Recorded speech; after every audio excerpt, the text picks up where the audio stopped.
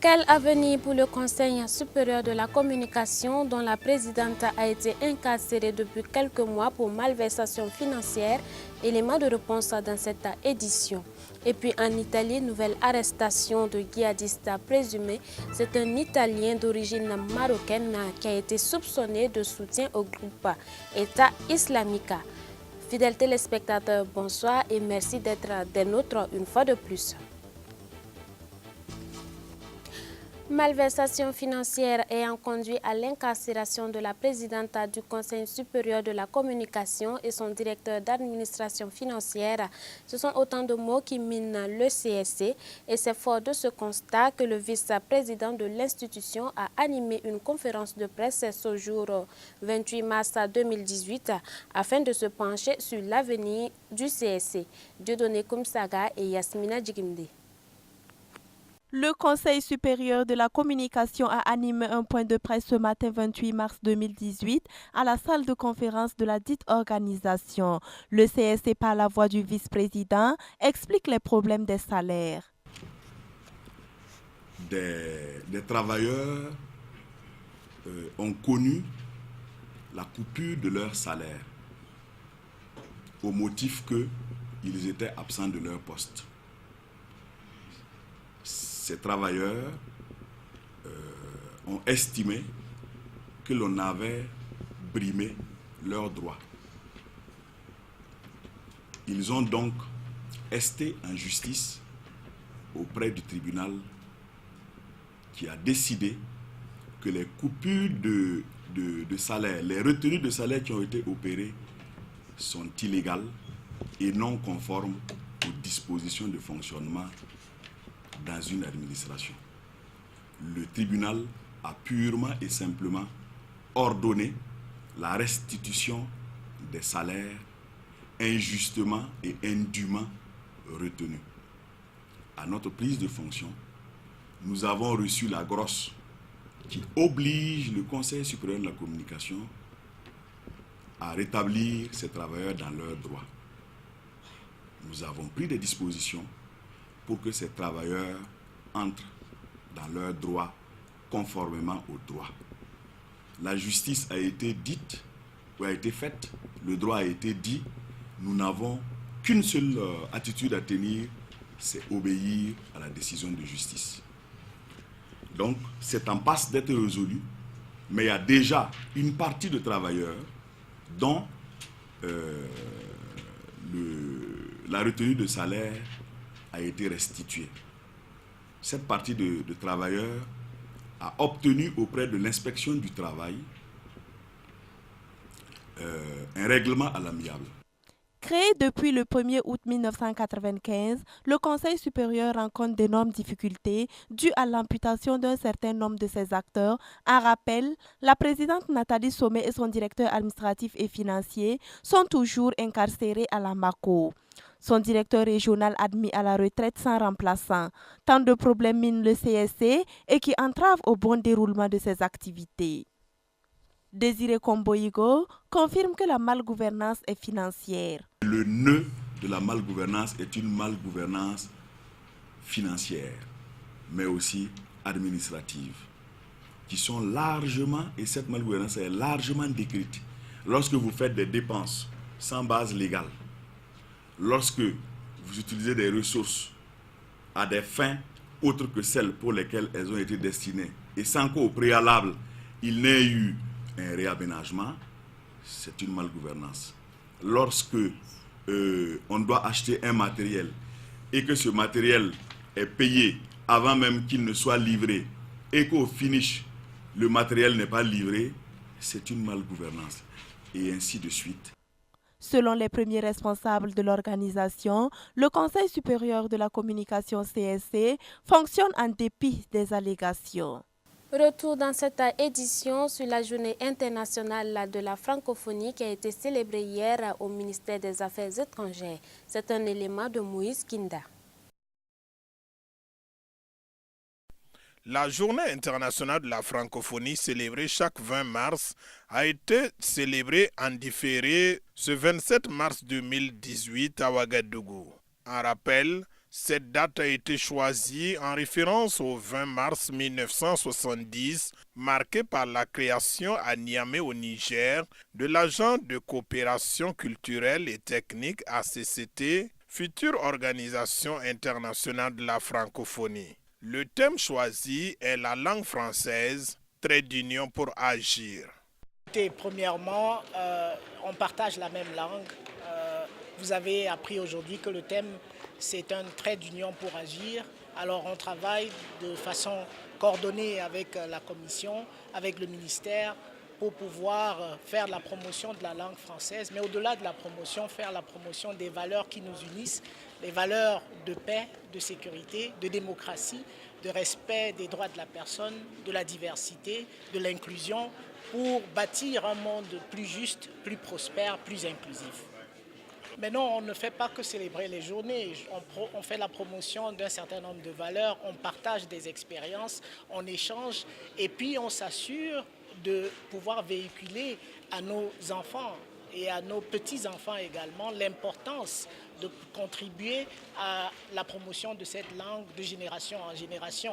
On a des anglophones aujourd'hui qui apprennent le français. Comme vous le savez, le Canada, c'est un pays bilingue et plusieurs anglophones apprennent également le français parce que c'est important pour ces valeurs qu'on essaye de promouvoir. Donc ce n'est pas une menace, c'est une opportunité, d'où la nécessité de continuer de bâtir et de travailler ensemble pour que cette langue se perpétue.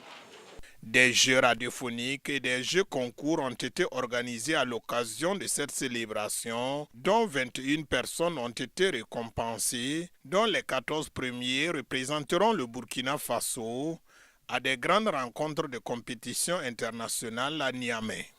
Nous avons organisé d'abord une séance de compte à l'attention des élèves du primaire, donc l'école primaire a été associée.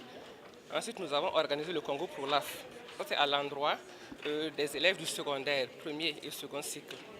Nous avons organisé aussi un jeu radiophonique en collaboration avec TV5 Monde et avec la radio Jeunesse francophone.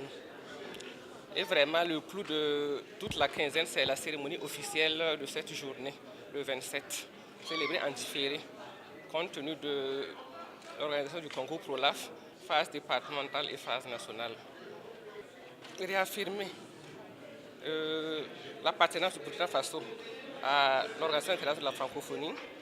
Ensuite, montrer l'importance de la solidarité dans l'espace francophone et véhiculer les valeurs prônées par la francophonie, notamment les valeurs de paix, de démocratie, de bonne gouvernance, de promotion des droits de l'homme, de promotion de la langue française et des langues nationales, comme l'a souligné tantôt le ministre, parce que c'est tellement important. Les gens ne voient pas cet aspect de promotion des langues nationales, alors que nous avons beaucoup de projets, de programmes pour la promotion des langues nationales. Je donne comme exemple l'initiative ELAN, École et langue nationale, pilotée par le ministère de l'Éducation nationale et de l'alphabétisation. Les objectifs visés sont, entre autres, instaurer et développer la démocratie, prévention, gestion et règlement des conflits et soutien à l'état de droit, aux droits de l'homme, intensification du dialogue des cultures et des civilisations. La célébration de la journée de la francophonie, c'est d'abord montrer notre appartenance à cette institution qui est l'OIF, notre appartenance à ce monde, à cet espace qui est la francophonie et qui est diversifié à travers les continents, à travers le monde entier. Vous avez vu, j'ai à côté de moi l'ambassadeur du Canada et bientôt le prochain sommet va avoir lieu en Arménie. Donc c'est un monde, un espace ouvert et j'allais dire très important pour nous, pays africains. C'est une langue de communication, une belle langue. Mais nous avons tenu, à l'occasion de cette célébration, montrer aussi l'importance de nos langues nationales. Et c'est l'un des objectifs du ministère des Affaires étrangères et de la coopération, la promotion de la langue française et des langues nationales. Et c'est pourquoi vous avez vu un comédien et un slameur en langue nationale.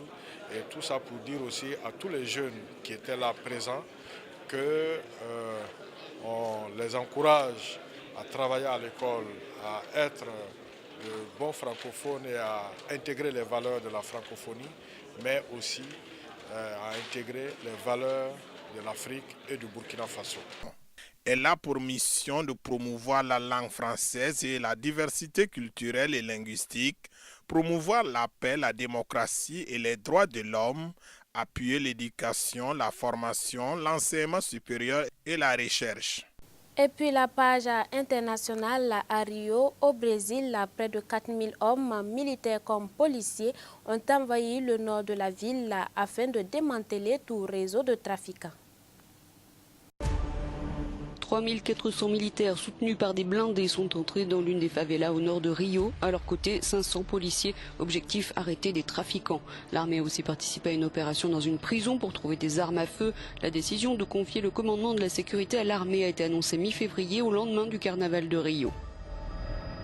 En Occident, un quelconque affrontement militaire pointe-t-il à l'horizon entre la Russie et les pays occidentaux? La réponse à cette question, c'est dans cet élément. La Russie et les pays occidentaux n'ont jamais été aussi près d'un affrontement militaire, selon l'ex-ambassadeur russe au Royaume-Uni, Anatoly Adamyshyn, interrogé par Euronews sur l'expulsion de diplomates. Il assure que le Kremlin va se livrer à une surenchère et que certains États seraient confrontés à une rupture diplomatique.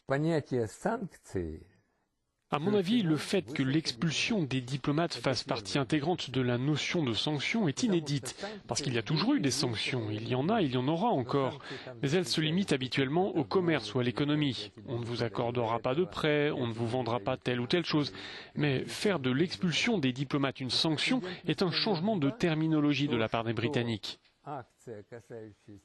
L'autre chose inédite, c'est que cet acte relatif à un pays a été soutenu par de nombreux autres États et soutenu précisément d'une manière jamais vue, avec l'expulsion des diplomates en guise de sanction.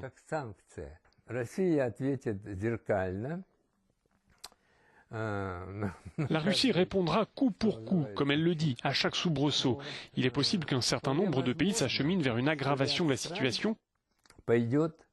Les Britanniques affirment déjà qu'ils commencent à geler des biens immobiliers et des capitaux russes.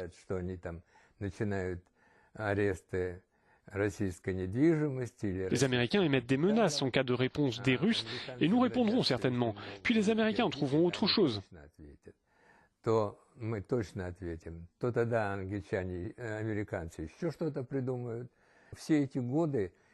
Pendant toutes ces années, la possibilité d'un affrontement militaire a été considérée comme absolument impensable. Mais maintenant, il y a de réelles craintes en raison de cette situation tendue, due à un accident, une étincelle, et nous pouvons nous retrouver face à une issue désagréable et qui plus est, sans opportunité de contact diplomatique.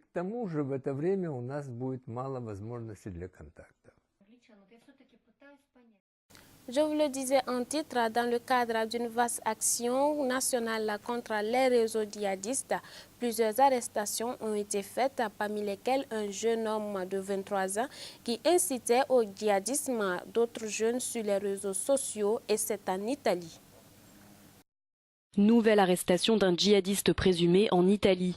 Les services antiterroristes de la police ont annoncé ce mercredi avoir arrêté un Italien d'origine marocaine, soupçonné de soutien au groupe État islamique. Le jeune homme de 23 ans a été appréhendé à Turin, dans le nord du pays. Il avait déjà été condamné en 2015 à 2 ans de prison avec sursis pour incitation au terrorisme. Il dirigeait alors un site faisant l'éloge de Daesh. Cette arrestation intervient dans le cadre d'une vaste action nationale. Plusieurs perquisitions ont été menées dans 8 villes à travers le pays. La veille, un autre Italien de 59 ans avait été arrêté dans le sud, soupçonné d'avoir endoctriné de jeunes enfants en les encourageant à tuer des non-musulmans. D'après le ministre de l'Intérieur, Marco Minniti, les menaces d'un attentat djihadiste au sein de la péninsule n'ont jamais été aussi grandes. Ainsi s'achève cette édition. Merci de nous rester fidèles. Bonne suite de programme sur les chaînes de Canal Vim Kwera. Bonsoir.